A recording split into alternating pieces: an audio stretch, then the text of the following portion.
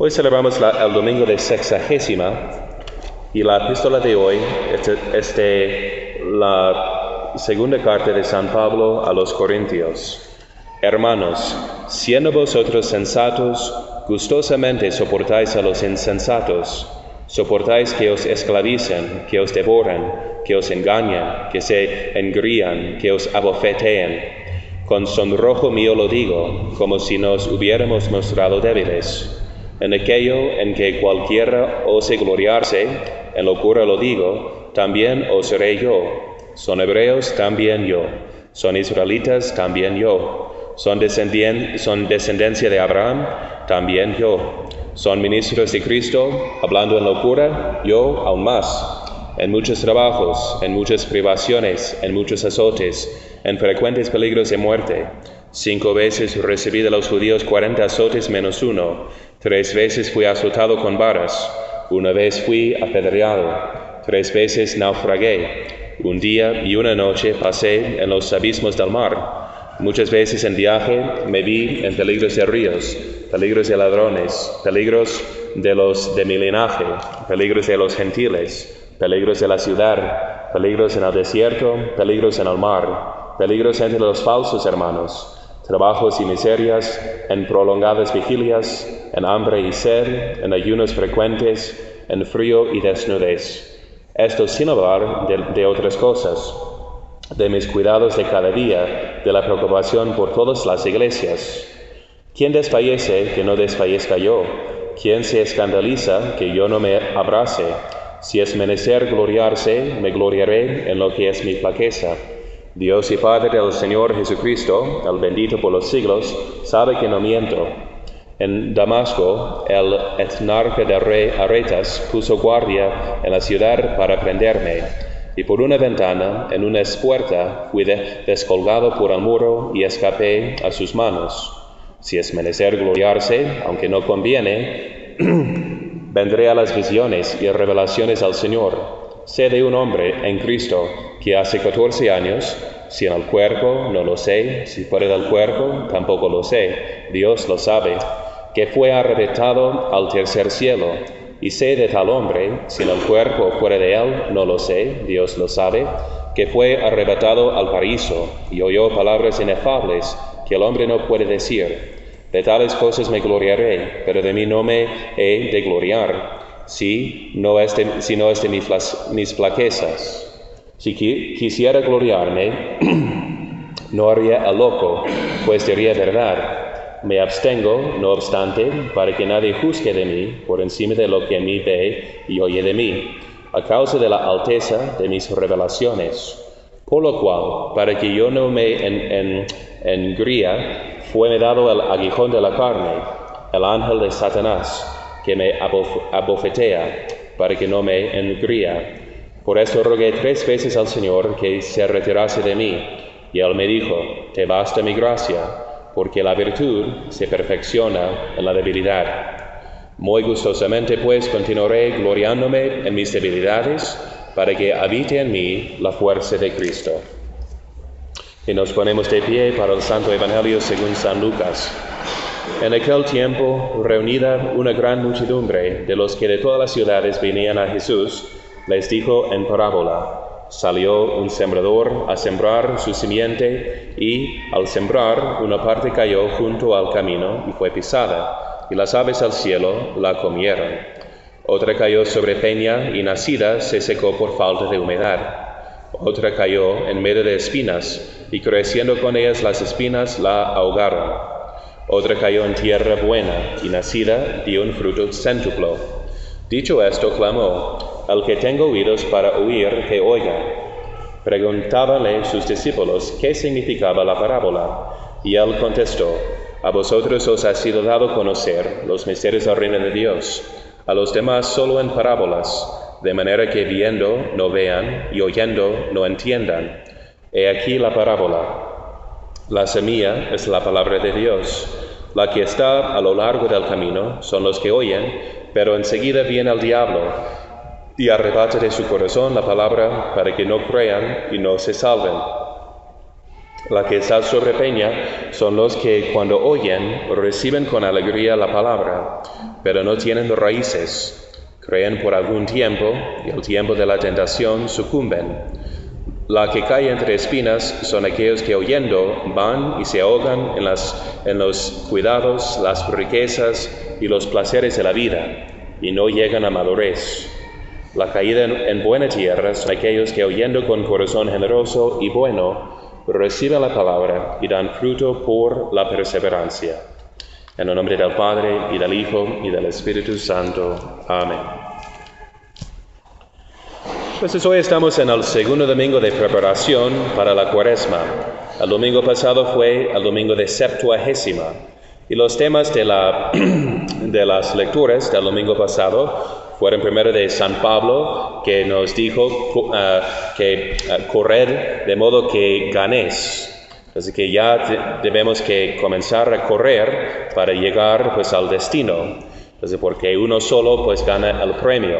En sí, entonces los atletas y los demás hacen tanto esfuerzo para ganarse una corona corruptible. ¿Qué hacemos nosotros para nuestra corona incorruptible? Para la vida eterna, la única vida que permanece, ¿no? Después de este cerrar y abrir de los ojos.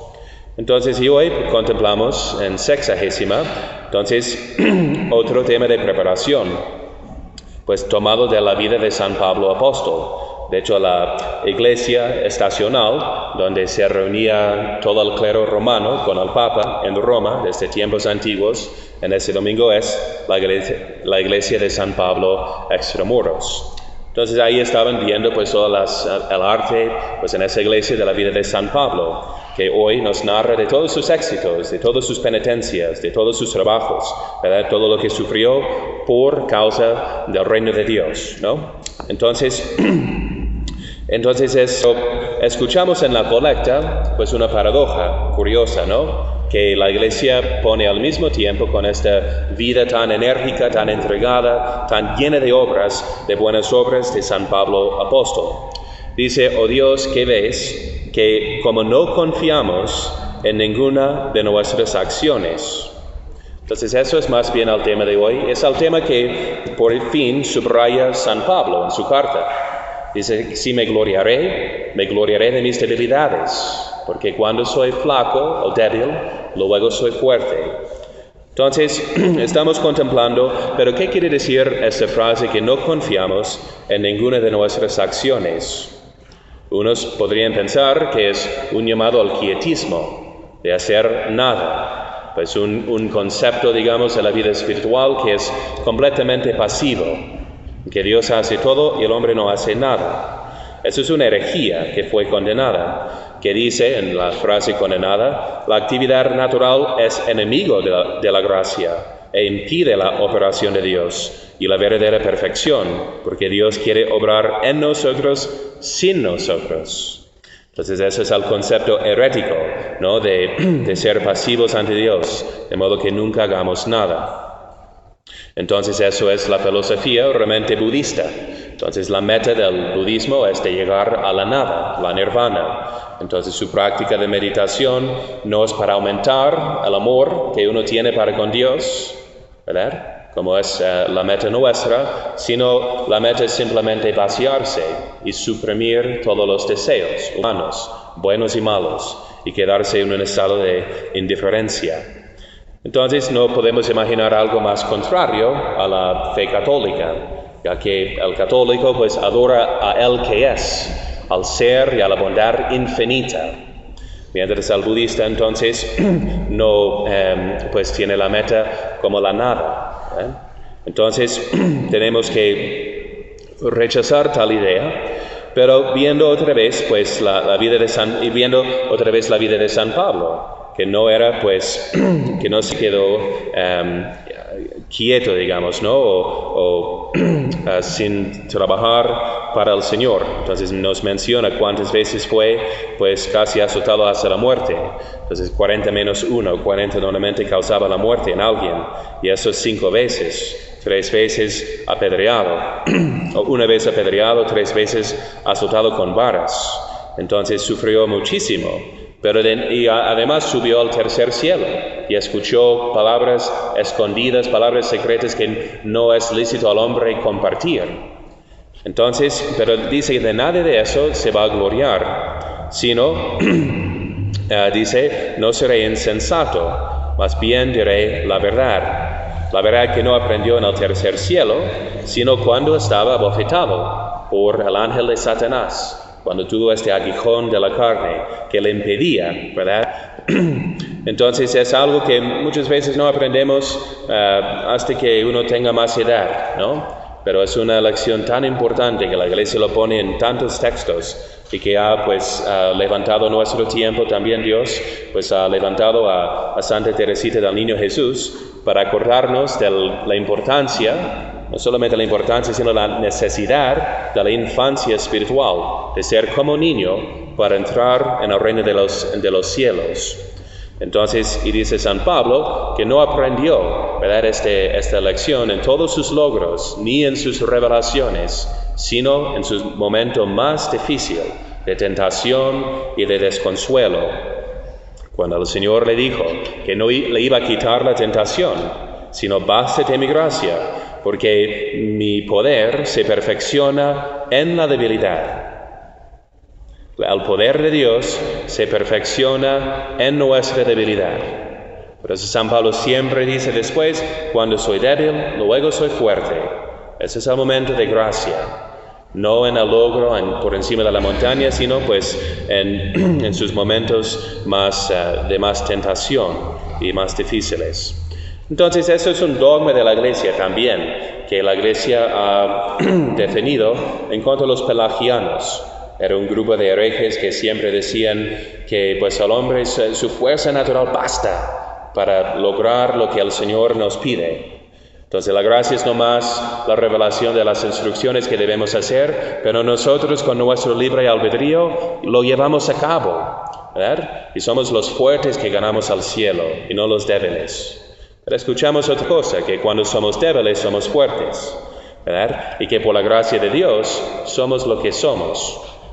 Entonces, unas citas, por ejemplo, de estos dogmas en cuanto a los pelagianos, en los cuales la Iglesia nos enseña que necesitamos la gracia preveniente para curar nuestra debilidad, que el hombre es incapaz e impotente para realizar una obra sobrenatural, salvífica, que vale para su santificación y salvación, si no es primeramente por la gracia de Dios. Dice, por ejemplo, si alguno dice que se nos confiere divinamente misericordia, cuando sin la gracia de Dios creemos, queremos, deseamos, nos esforzamos, trabajamos, oramos, vigilamos, estudiamos, pedimos, buscamos, y que podamos hacer, que como se debe todas estas cosas, y condiciona la ayuda de la gracia a la humildad y obediencia humana, y no consciente en que es don de la gracia misma, que seamos obedientes y humildes, resiste al apóstol que dice, ¿qué tienes que no lo hayas recibido? Y por la gracia de Dios soy lo que soy. Entonces y en otro lugar dice, ahora bien, por este auxilio y don de Dios no se quita el libre albedrío, sino que se libera a fin de que de tenebroso se convierta en lúcido, de torcido en recto, de enfermo en sano, de imprudente en próvido. Porque es tanta la bondad de Dios con todos los hombres, que quiere que sean méritos nuestros lo que son dones suyos. Y por lo mismo que Él nos ha dado, nos añadirá recompensas eternas. Entonces ahí tenemos la fe católica y cristiana basada en la palabra de Dios y expuesta por los grandes teólogos como San Agustín en contra de estos mismos herejes. Es decir, que Dios, como lo decía Santa Teresita, voy a comparecer ante Dios con las manos vacías, en el sentido de que como niña, hasta mis buenas obras y mis posesiones son de mis papás. Entonces, primeramente yo recibo la gracia con la cual se puede dar frutos. Y es Dios que obra en nosotros tanto el querer como el hacer. Como dice San Pablo, Entonces, esa es la idea de que tenemos que ser primeramente pasivos para recibir y luego pues cooperar con esta gracia para dar pues el buen fruto, ¿no? Que debe de nacer la semilla recibida. Entonces, eso nos indica que el fundamento de la vida espiritual no es la confianza en nuestra fuerza, que sí podemos. Lo contrario, es no podemos. Eso es el fundamento. Es como el primer paso para los alcohólicos, que ante la tentación, pues tienen que admitir que son impotentes para superarla, sino es primeramente por la gracia de Dios. Y así es nuestra fe. En cuanto a la gracia, somos heridos, somos enfermos por el pecado original. No tenemos la fuerza suficiente, aunque fuéramos tan dotados de naturaleza, para realizar una obra sobrenatural, que está por encima de nuestra naturaleza. Entonces, ¿qué debemos pensar mientras vamos ya a la Cuaresma? Vimos, ¿no?, que la Iglesia está pues esforzándonos para que corramos, para que le echemos ganas, ¿no?, para llegar al destino, pero empezando con la humildad, como San Pablo aprendió, siendo abofetado, como Santa Teresa, por ejemplo, tenía una lista de penitencias que iba a hacer por el Señor para Cuaresma, cuando de repente cayó enferma. Se quejó con el Señor, pero el Señor le corrigió diciendo: entonces serás una santa según mi manera y no según la tuya. Harás la penitencia de la fiebre. Él sabía entonces que lo mejor para ella fue entonces de sufrir un padecimiento, una enfermedad, sabiendo que tal vez en lograr todos sus éxitos y propósitos, eso tal vez le iba a subir el orgullo y soberbia y confianza en sí misma. Esta maldita confianza que es la ruina del alma. Entonces, tenemos también, el ejemplo más perfecto, la Virgen Santísima. Notamos su respuesta, que fue la respuesta de Satanás ante la prueba en el cielo. Dice Santo Tomás, quiso ser como Dios sin Dios. Dice que codició algo bueno, ¿verdad? De ser como Dios. Pero quiso lograrlo sin la ayuda de Dios, que es la soberbia total. Y eso fue su error. Y vemos a María Santísima, ¿no?, que aplasta su cabeza. Vemos su respuesta, que ante pues este oficio divino de ser como Dios por ser la Madre de Dios, que está intrínsecamente relacionado a la encarnación del Hijo de Dios, a la unión hipostática, ante este misterio divino, entonces para el cual entonces se considera indigna y se declara nomás esclava del Señor. Pero nótense lo que sigue, dice: hágase en mí según tu palabra. No dice que yo lo haré, yo sí puedo, por ti, Señor, como San Pedro pensó que iba a defender al Señor y ser fiel hasta la muerte.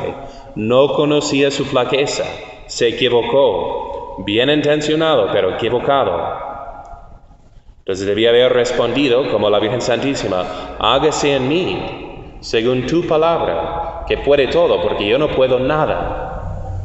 Pues como San Felipe de Neri también, que él pues empezaba cada día pues de rodillas, diciendo: Señor, cuida a tu Felipe, porque si no, te voy a traicionar. Es seguro, ya es un hecho. Si no me sostienes, si no me mantienes en tu gracia, voy a caer, voy a ofenderte.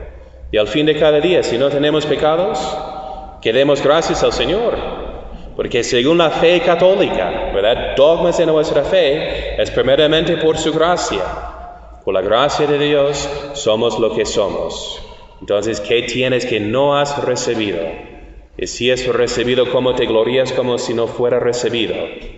Entonces tenemos que empezar y terminar cada día de rodillas, sabiendo que la primera gracia y la gracia final es gratuita, que nadie puede merecer. Es dogma de la fe, ni la primera ni la última gracia de la vida. Porque si pudiera, sería pues merecer tal cual la salvación eterna, que es don de Dios, que tenemos que primeramente recibir. Y otra vez, ¿cómo se debe traducir en la en nuestras prácticas cuaresmales. Entonces estamos preparándonos para hacer mucho bien, muchas penitencias que tenemos que hacer, pero que solo vamos a hacer por la gracia de Dios. Entonces, en el oficio divino, que rezamos 7 veces cada día, por todos ustedes, por toda la iglesia, entonces empezamos cuando nos ponemos para alabar a Dios, cantando los salmos y los himnos litúrgicos, siempre empecemos, Deus meus, Deus en adiutorio meo mentende, Dios mío, acudid a mi auxilio, Señor, apresuraos a socorrerme. Es que antes de alabar a Dios, pedimos la gracia para hacerlo, sabiendo que somos incapaces de hacerlo bien si no es primeramente por su gracia. O como terminamos cada Padre Nuestro, la oración más perfecta, que es la petición final, que dice Santo Tomás, poniendo resumen todas las peticiones. No nos dejes caer en la tentación, mas líbranos del mal. Entonces esa es la petición, ¿verdad? Máxima que podemos hacer, que el Señor nos libre del mal. O San Ignacio, cada mañana, si rezamos esta oración tan hermosa, empieza: tomad, Señor, y recibid toda mi libertad, mi memoria, mi entendimiento y toda mi voluntad. No empiece diciendo: Señor, lo que te voy a hacer hoy para impresionarte es mi lista de buenas. Empiece primeramente entregando. Así decía Bossuet, un famoso teólogo francés. Decía: si mi salvación dependiera en primer lugar de mí, mi único acto sería de entregar mi voluntad a Dios, sabiendo que la mía es tan flaca, tan débil, ¿verdad?, que no se puede confiar. No voy a poner un tesoro tan divino en mi debilidad y flaqueza.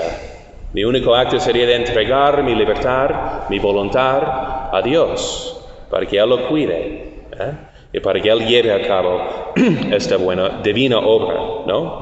Entonces, así es nuestro propósito para Cuaresma, ¿no? 40 días para hacer bien, para hacer penitencias, para hacer sacrificios, pero con la finalidad de mortificar nuestra soberbia. Si fuera lo contrario, entonces sería que 40 días para inflatar la cabeza pensando que somos tan buenos y tan santos. No, tenemos que aprender como San Pablo, que cuando somos débiles, luego somos fuertes. Y así sea. En el nombre del Padre, y del Hijo, y del Espíritu Santo. Amén. María, Madre de Gracia, Madre de Misericordia,